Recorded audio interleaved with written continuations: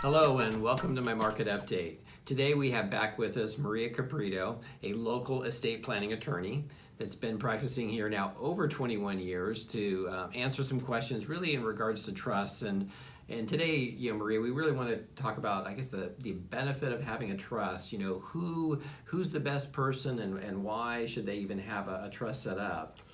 Generally, I encourage people to create a trust for a couple reasons. One is it avoids the probate, which is a timely process that can take 6 or 8 months to pass the assets to the beneficiaries of your estate. Secondarily, the reason why you want to create a trust is if you become incapacitated during your lifetime, your successor trustee steps into your shoes and can manage your financial assets without court interference. Okay. And so those are the main reasons to create a trust. Okay. Now, is there also any type of monetary savings, would you say, in terms of a trust versus not having a trust? Would there be a benefit on that end of it if you have to, sell, for the heirs' benefit?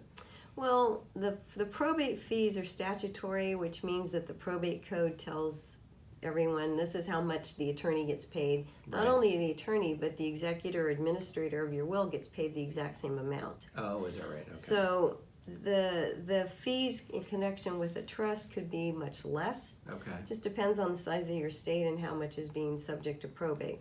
So Okay. it could be a cost savings to the estate. Okay, so it could save you that money. And then as far as other things to consider when you are setting up a trust, are the things that, 3 or 4 things that really are kind of you have to be mindful when you're setting up a trust? Well, you have to think about it. The most important decision you make, besides where you want your assets to go when you die, but a lot of people, that's not sometimes that is the most difficult decision, Right. but the most difficult decision people have is who they are going to select to be their successor trustee. Okay. And you really have to select someone that you can trust and will follow your wishes. Okay.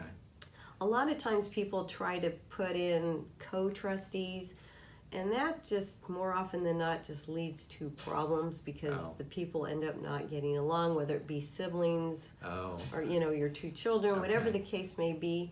I think you're better off just having one trustee at a time act, and there's always mechanisms in place that you can have someone removed for cause or whatever the case may be, but the most important thing is to pick a successor trustee you trust.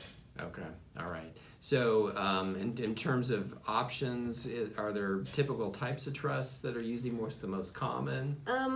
In this day and age, we can pass $11,180,000 tax-free, each of us. Right, so a married couple, it's over $22 million. Wow, okay. So got ways to go then. Yeah, you and me both. So the simpler trusts, which is what I'm finding people like, is what's called a disclaimer trust, where if you don't have money that's anywhere near that exemption amount, the trust just continues on for the survivor's benefit.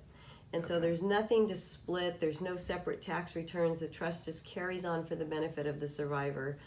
If you have blended families where you have children from different marriages and now you're married, people generally like to do what's called an AB trust, where it splits at the first death, so the decedent's share will get split in one trust, the survivor's share continues on, but the survivor cannot change the beneficiary of the decedent's trust. Oh, okay. So that way, if you're the first to die, you're assured that your assets should pass according to how the trust was written at the time you died. I see. Which, these day and age, I'm sure you have a lot of those situations. Sure, that makes sense. Sure. So, in terms of a typical cost range, what is a typical cost range for an average? It's hard to say. I mean, some people just charge by the hour. Some people charge flat fees, but you're probably looking at, for a married couple, a minimum of $2,000. Okay.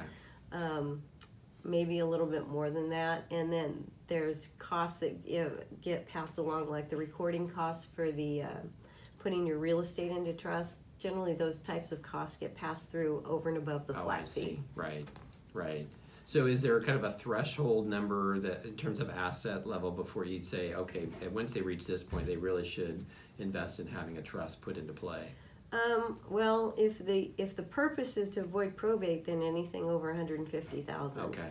If you're not that concerned about the probate and costs of probate, generally, I tell people if you have a house and you own a house, that's probably when you need to create a trust. Okay, great. So if people have more questions about trusts and real estate planning, how's the best way to reach you? They can call me on my direct line, which is 805-604-4112. Awesome, great. Thanks for coming, Maria. I appreciate it. Thank you. So thanks again for showing up for the market update. If you have more questions about buying or selling, give me a call, 805-339-3516. Thanks.